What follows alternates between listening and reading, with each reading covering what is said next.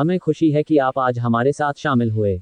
हम विश्वास करते हैं कि परमेश्वर के वचन में एक साथ बिताया गया हमारा समय आपके लिए एक समृद्ध आशीर्वाद और सहायता होगा, क्योंकि हम पवित्र शास्त्र के पन्नों पर पुनः नजर डालेंगे, ताकि परमेश्वर की आत्मा हमें उसके वचन के माध्यम से शिक्षा दे सके। आप जानते हैं, जब आप बाइबल का अध्ययन करते हैं तो आपको पता चलता है कि बाइबल के साथ बहुत सी विवादास्पद बातें हैं जिनमें लोग शामिल हो जाते हैं। और क्योंकि जब आप बाइबल का अध्ययन करते हैं तो आप परमेश्वर के वचन का अध्ययन कर रहे होते हैं, और प्रत्येक व्यक्ति की अपनी राय होती है कि परमेश्वर कौन है, वह कैसा है, वह कैसे कार्य करता है और कैसे नहीं करता है। और देवता के बारे में महान विषयों में से एक संप्रभुता का मुद्दा है। और आप बहुत से लोगों को परमेश्वर की संप्रभुता के बारे में बात करते हुए सुनते हैं। वास्तव में ईसाई धर्मशास्त्र की कई शाखाएं हैं जो ईश्वर की संप्रभुता की अवधारणा के इर्द गिर्द निर्मित हैं। लेकिन जब आप ईश्वर की संप्रभुता के बारे में बात करना शुरू करते हैं तो तुरंत ये प्रश्न उठता है कि मनुष्य के बारे में क्या? और यदि ईश्वर नियंत्रण में है तो? और जब लोग संप्रभुता के बारे में बात करते हैं तो संप्रभु शब्द बाइबल का शब्द नहीं है। वैसे शब्द संप्रभु एक शब्द है। दरअसल यह एक सरकारी शब्द है। यदि आप किसी राष्ट्र राज्य संप्रभुता के बारे में बात करते हैं, यदि आपने विश्व में होने वाले विभिन्न आर्थिक विवादों पर ध्यान दिया है, तो आप संप्रभुता के बारे में सुनेंगे, और वे वास्तव में किसी राष्ट्र की मुद्रा, एक संप्रभु राष्ट्र के बारे में बात कर रहे हैं। और इसलिए संप्रभुता वास्तव में एक सरकारी शब्द है जो किसी सरकारी इकाई में सर्वोच्च प्राधिकार, शासन और नियंत्रण की बात करता है।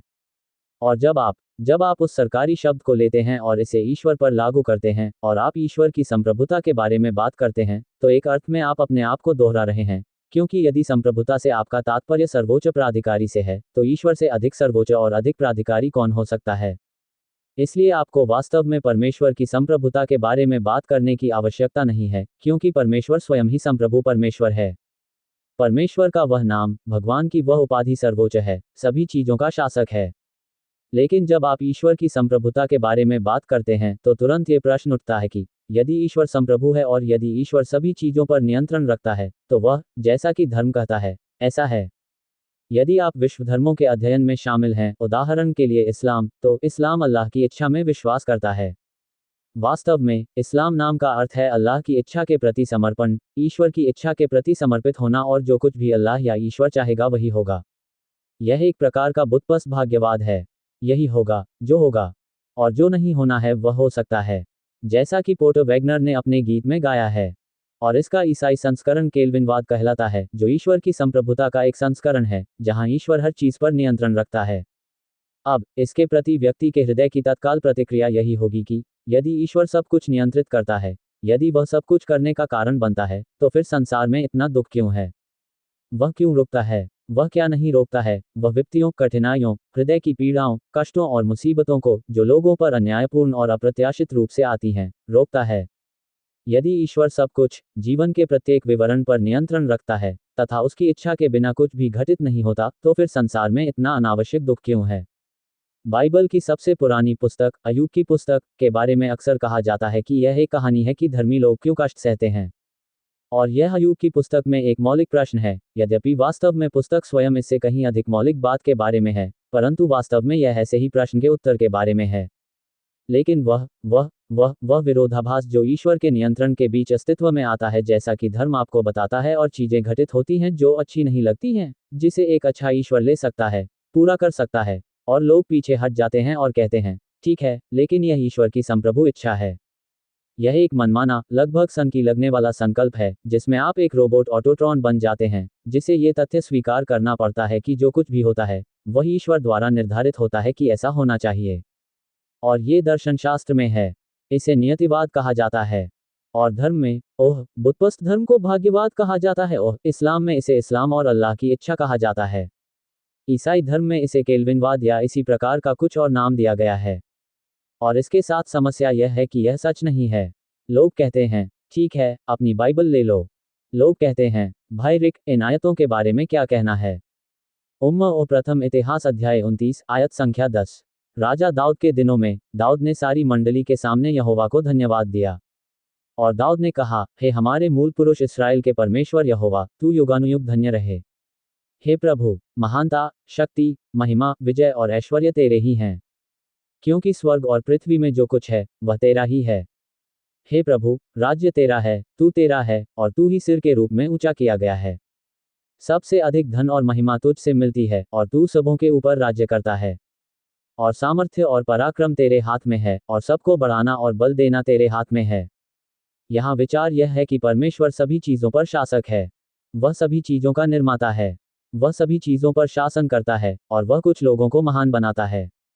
वह कुछ लोगों को बनाता है। यदि आप कुछ को महान बनाते हैं तो वह कुछ को उतना महान नहीं बनाता। यदि उसने कुछ लोगों को अमीर बनाया तो कुछ लोगों को कम अमीर भी बनाया। और यह सब उसके नियंत्रण में है। और दाऊद बात कर रहा है और लोग कहते हैं, तो देखिए आपके जीवन में जो कुछ भी होता है वह वही है जो परमेश्वर कहता है कि होने वाला है। लेकिन आप जानते हैं, यदि आप पीछे जाएं और उस अंश को पढ़ें कि उसमें क्या कहा गया है, तो दूसरा अंश लें, यशायाह अध्याय संख्या 46। ये संभवतः सबसे प्रसिद्ध अंशों में से एक है। यदि आप ईसाई समुदाय में किसी से पूछना चाहें कि आप ऐसा क्यों कहते हैं कि ईश्वर सब कुछ नियंत्रित करता है, यशायाह 46 पद संख्या 9। प्राचीन काल की बातें स्मरण करो, क्योंकि मैं ही परमेश्वर हूँ और कोई नहीं, दूसरा कोई नहीं। मैं परमेश्वर हूँ और मेरे समान कोई नहीं है। अब ये बहुत बढ़िया है।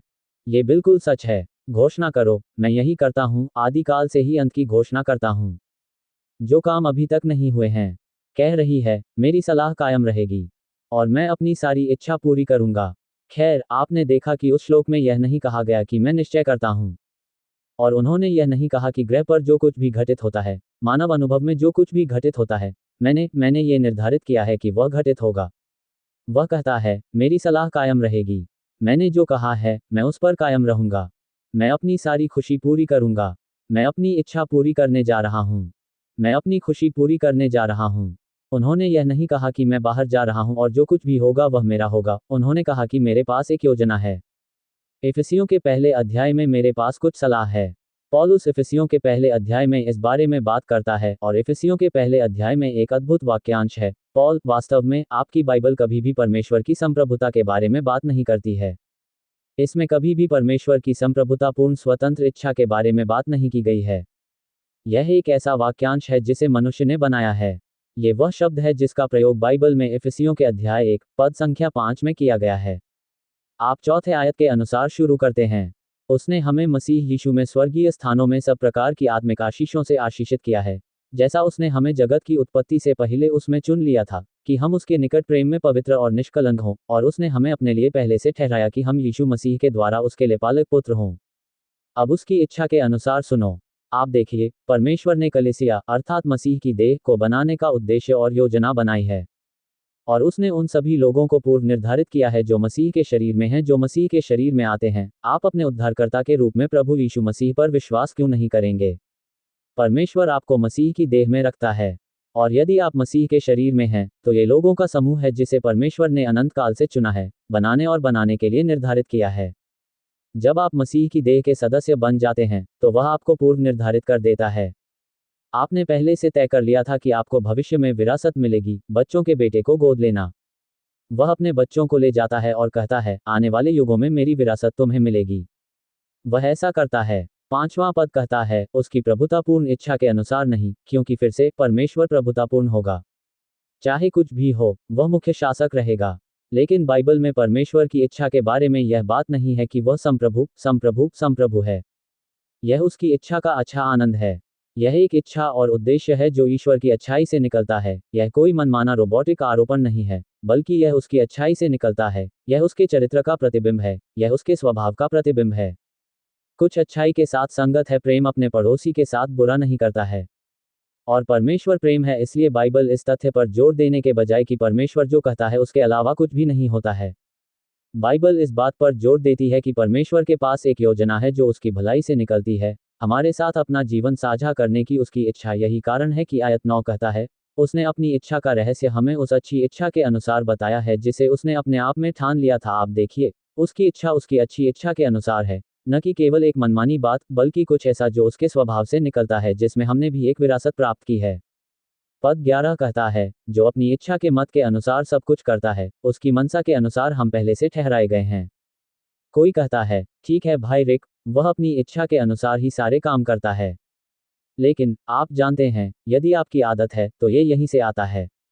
यदि आपको किसी आयत को उसके संदर्भ से बाहर ले जाने और उसे संदर्भ के अलावा कहीं और लागू करने की आदत है, तो आप जानते हैं क्या होगा। इस तरह की कविता से आप पुनर्तः भ्रमित हो जाएंगे। और आप असमंजस में इसलिए पड़ेंगे क्योंकि आप अपना हाथ थामकर मेरे साथ लूका के 7वें अध्याय में आ गए हैं। देर सवेर यदि आप इफिसियों को पढ़ रहे हैं और आपको लगता है कि इफिसियों अच्छा है, तो संभवतः देर सवेर आप लूका को भी पढ़ने लगेंगे, क्योंकि लूका भी अच्छा है।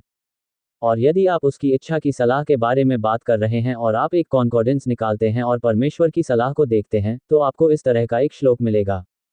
इफिसियों 1:11 वह कहता है, वह अपनी इच्छा के अनुसार सब कुछ करता है। लूका अध्याय 7:29 यूहन्ना बपतिस्मा देने वाले राष्ट्र इस्राएल और उन सभी लोगों के बारे में बात कर रहा है जिन्होंने उसे सुना, अर्थात यूहन्ना और चुंगी लेने वाले। क्या वे यूहन्ना के बपतिस्मा से परमेश्वर के बपतिस्मा से धर्मी ठहराए गए? लेकिन अब ध्यान से सुनो, फरीसियों और व्यवस्थापकों ने परमेश्वर की ओर से बपतिस्मा न लिए जाने के कारण स्वयं के विरुद्ध उसकी सलाह को अस्वीकार कर दिया। अब यदि परमेश्वर सभी कार्य अपनी इच्छा के अनुसार करता है, तो ये लोग परमेश्वर की सलाह को कैसे अस्वीकार करते हैं? स्पष्ट रूप से, परमेश्वर सभी कार्य अपनी इच्छा के अनुसार करता है। इसका अर्थ यह नहीं है कि जीवन में प्रत्येक बात और पृथ्वी ग्रह पर होने वाली प्रत्येक घटना उसकी अपनी इच्छा के परामर्श से पूर्व निर्धारित होती है। अन्यथा, कोई व्यक्ति उसकी इच्छा के अनुसार कार्य करके उसकी इच्छा के परामर्श को अस्वीकार नहीं कर सकता है। उन दो पदों की यही आवश्यकता है। वे कहते हैं, बेहतर होगा कि हम रुकें और 1 मिनट इस बारे में सोचें। अतः परमेश्वर, जो अपनी इच्छा के अनुसार सभी कार्य कर रहा है, इसका अर्थ यह नहीं है कि उसने पृथ्वी ग्रह पर होने वाली प्रत्येक छोटी छोटी बात को निर्धारित कर दिया है, क्योंकि यदि उसने ऐसा किया होता तो कोई भी उसे अस्वीकार नहीं कर सकता था। और यहाँ कुछ लोग हैं जिन्होंने बाइबल में यीशु के कहे अनुसार कहा था, इसे अस्वीकार कर दिया। मेरे साथ लूका अध्याय 10 पर आइए। लूका अध्याय 10। अब जबकि आपकी आंखें इस बात को समझने की कोशिश में घूम रही हैं, तो इसे आजमाएं।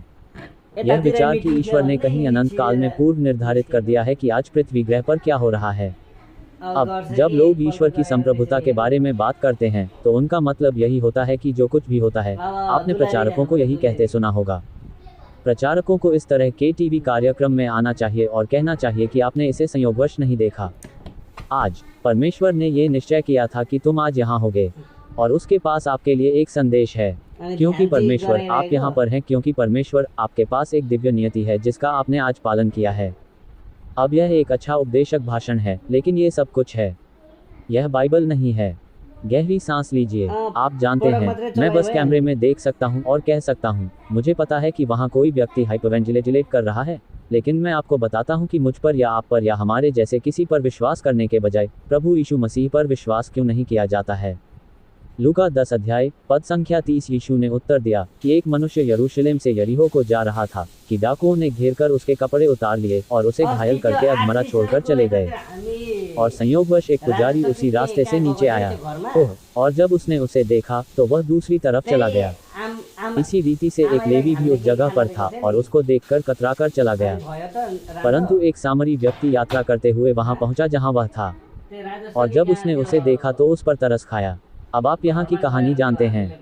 अच्छा सामरी, मैं चाहता हूँ कि आप ध्यान दें कि यीशु ने कहानी कैसे बताई। पद संख्या 3 लूका 10:31। और ईश्वर की संप्रभुता की दिव्य दैवीय नियुक्ति से वहाँ एक निश्चित पुजारी आया, जिसे आप जानते हैं कि आपने ध्यान दिया कि यह वह नहीं है जो कहा गया था। प्रचारक यही कहते हैं, यीशु ने ऐसा नहीं कहा, मैं तुम्हें वही बताने जा रहा हूँ जो मुझे कहना है। मेरे यहाँ पहले से ही एक पूर्वाग्रह बना हुआ है। मैं यह मानता हूं कि मेरा मानना है कि यीशु इस बारे में अधिक जानते हैं कि कहानी को किस तरह पढ़ा जाना चाहिए, जितना कि आप जिस उपदेशक को सुन रहे हैं वह जानता है। मेरा मानना है कि यीशु धर्मशास्त्र से भी अधिक इसके बारे में जानते हैं। आप जिन धर्मशास्त्रियों से बात कर रहे हैं और जिनके बारे में आप पढ़ रहे हैं, वे धर्मशास्त्री हैं। मेरा मानना है कि यीशु इस बारे में हर धार्मिक पंडित से अधिक जानते हैं जिन्होंने इस बारे में बात की है। और यदि ईश्वर स्वयं जीवन की प्रत्येक घटना को नियंत्रित करता होता, तो यीशु ने कहानी इस तरह नहीं बताई होती। क्योंकि यीशु परमेश्वर हैं, इसलिए यीशु इस कहानी को जिस भी तरह चाहते कह सकते थे। यह एक दृष्टांत है, देखो उसने इसे कैसे बताया। और संयोग से वहाँ एक पुजारी आया। इस तरह से वह ये नहीं कहता कि वह ईश्वरीय नियति के द्वारा नीचे आया, अर्थात संसार की नींव रखने से पहले ईश्वर की संप्रभुता की पूर्व व्यवस्था के द्वारा कि सब कुछ घटित होगा। उन्होंने ऐसा बिल्कुल नहीं कहा था। उन्होंने कहा था कि यह संयोग है। अब बाइबल कहती है, सबोपदेशक कहता है कि समय और संयोग सभी मनुष्यों के साथ घटित होते हैं। दूसरे शब्दों में, वह पादरी उस सुबह उठे और उन्होंने एक चुनाव किया। उसने यरूशलेम जाने का निर्णय किया, ओह वहाँ नीचे जाने का, ओह जेरिको या यरूशलेम जाने का, बल्कि वह उठा, एक विकल्प बनाया और वह चला गया। और क्योंकि उसने कुछ विकल्प बनाए थे और वहाँ पहुँच गया था, वहाँ घटनाओं का एक सौभाग्यपूर्ण अभिसरण हुआ। कोई कहता है, ठीक है, आप भाग्य में विश्वास कर सकते हैं। भाई रिक, सुनिए, हम किस बारे में बात कर रहे हैं? मेरे एक मित्र ने मुझे भाग्य की एक बहुत अच्छी परिभाषा दी। एक बार उन्होंने कहा था, भाग्य योजना का अवशेष है। हम सिर्फ इस तथ्य के बारे में बात कर रहे हैं कि लोग चुनाव करते हैं और ये चुनाव वास्तविक होते हैं और ये चुनाव समय के साथ अपने आप सामने आते हैं और ये वास्तविक विकल्प होते हैं। सब कुछ निश्चित नहीं है क्योंकि ईश्वर ने पहले से ही जीवन का नक्शा बना रखा है और उसमें सब कुछ पहले से ही निर्धारित है। यदि ऐसा था तो वह ये नहीं कह सकता था कि वह अपनी स्वतंत्र इच्छा के परिणामस्वरूप संयोगवश वहां आया था। मेरे साथ प्रथम शमूएल अध्याय 23 पर आइए। प्रथम शमूएल अध्याय 23।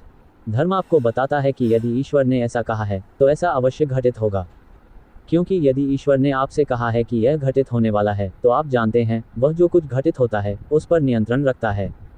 ऐसा कुछ भी नहीं हो सकता था जिसके बारे में उसने न कहा हो कि ऐसा होने वाला है। उदाहरण के लिए पहला शमूएल 23 पद संख्या 10। तब दाऊद ने कहा, हे इस्राएल के परमेश्वर यहोवा, तेरे दास ने निश्चय सुना है कि शाऊल किला नगर को नाश करने के लिए वहां आना चाहता है। मेरे लिए जब किला के लोग मुझे उसके हाथ में सौंप देंगे तब शाऊल उतर आएगा, जैसा कि तेरे दास ने सुना है। और क्या शाऊल तेरे दास के समाचार के अनुसार आएगा? हे इस्राएल के परमेश्वर यहोवा, मैं तुझसे विनती करता हूँ, अपने दास से कह। और प्रभु ने कहा, वह नीचे आएगा। तब दाऊद ने कहा, क्या किला के लोग मुझे और मेरे जनों को शाऊल के हाथ में कर देंगे? तब यहोवा ने कहा, वे तुझे कर देंगे। तब दाऊद और उसके जन जो कोई 600 थे किला से निकलकर चले गए और जहां कहीं जा सकते थे वहां चले गए। जब शाऊल को ये समाचार मिला कि दाऊद किला से भाग निकला है तब उसने दाऊद के नगर में जाने से उसे मना किया। वह राजा शाऊल से भाग रहा है। वह कहता है, प्रभु शाऊल ने सुन लिया है, मैं भी शामिल, मैं यहीं इस शहर में हूँ। क्या वह नीचे आने वाला है? प्रभु, उसने कहा कि वह नीचे आने वाला है। तो क्या नगर के लोग जब खतरा देखेंगे तो हमें पकड़वा देंगे? वह तुम्हें पहुंचा देगा। तो क्या आप जानते हैं कि दाऊद और उसके आदमियों ने क्या किया? वे उठे, शहर छोड़ दिया। खैर, जैसे ही शाऊल को पता चला कि वे शहर छोड़कर चले गए हैं, उसने कहा कि इसका कोई मतलब नहीं है, वहां नीचे जा रहा हूं। डेविड अब वहां नहीं है। अब भगवान ने कहा कि वह वहां नीचे जाने वाला था, क्या वह गया? नहीं। क्या परमेश्वर गलत था? नहीं, क्योंकि जब परमेश्वर ने कहा कि वह वहां जाएगा तो स्पष्टतः इस अनुच्छेद का पूरा आशय यह है कि यदि दाऊद वहां रहेगा तो परमेश्वर भी वहां जाएगा। देखो, परमेश्वर जानता था कि क्या होने वाला है। जो नहीं हुआ वह तो हुआ। यदि डेविड वहीं रहता तो क्या होता? शाऊल अवश्य आया होगा, परंतु क्योंकि शाऊल नहीं आया इसलिए दाऊद वहां नहीं रुका। शाऊल नहीं आया इसलिए अब यह आकस्मिकता थी कि आप परमेश्वर के ज्ञान के बारे में बात करें। आप परमेश्वर की बुद्धि के बारे में बात करते हैं। ये परमेश्वर की बुद्धि है। ऐसा नहीं है कि उसने सब कुछ पहले से तय कर दिया है और कुछ भी वैसा नहीं हुआ जैसा उसने कहा था। ऐसा बिल्कुल नहीं है कि ईश्वर आपको ये बता सकता है कि यदि जो नहीं हुआ वह होता तो क्या होता। यदि वह वहाँ रहता तो वह आता। वह वहाँ नहीं रुका तो यह नहीं हुआ, नहीं आया और आप नहीं आए। और परमेश्वर ने अपना वचन नहीं तोड़ा। मेरा मतलब है, सुनिए, परमेश्वर आपसे उसी तरह बात कर सकते हैं जैसे आप अपने बच्चों से बात करते हैं। क्या आप जानते हैं कि आपके बच्चे गड़बड़ करना शुरू कर देते हैं, कुछ ऐसा करते हैं जो आप उन्हें न करने के लिए कहते हैं, है ना? 2 या 3 बार, और आप उसकी ओर देखते हैं और कहते हैं, मैं तुम्हें पीटने जा रहा हूँ, मैं तुम्हें अनुशासन में रखूँगा, मैं तुम्हें लेना आ रहा हूँ। फिर वह नौकरी छोड़ देता है और आप उसे पाने नहीं जाते। क्या तुमने झूठ बोला? नहीं। उस लड़के को पता था कि अगर वह ऐसा करता रहा तो तुम उसे पकड़ लोगे, तो आपने छोड़ दिया। आप बाइबल में परमेश्वर की संप्रभुता देखते हैं। लोग कहते हैं, अच्छा, परमेश्वर कितना संप्रभु है। आइए मैं आपको दानियेल का 2 अध्याय दिखाता हूँ।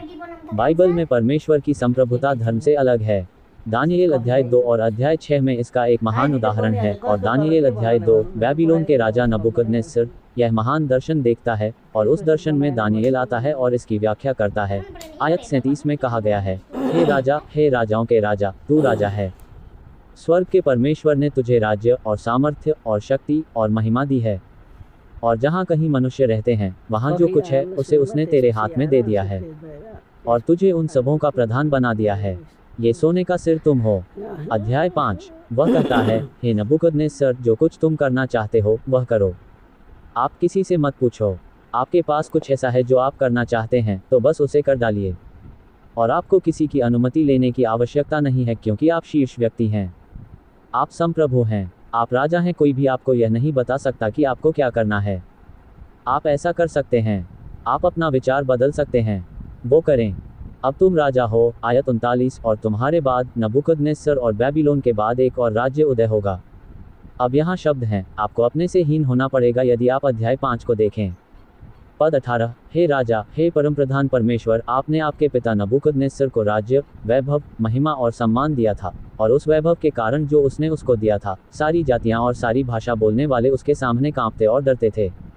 जिसको चाहता उसे मार डालता, जिसे चाहता जीवित रखता, जिसे चाहता उसे स्थापित करता, जिसे चाहता उसे गिरा देता। वह जो चाहे कर सकता है। उसे पुनर्तः स्वतंत्र इच्छा प्राप्त थी।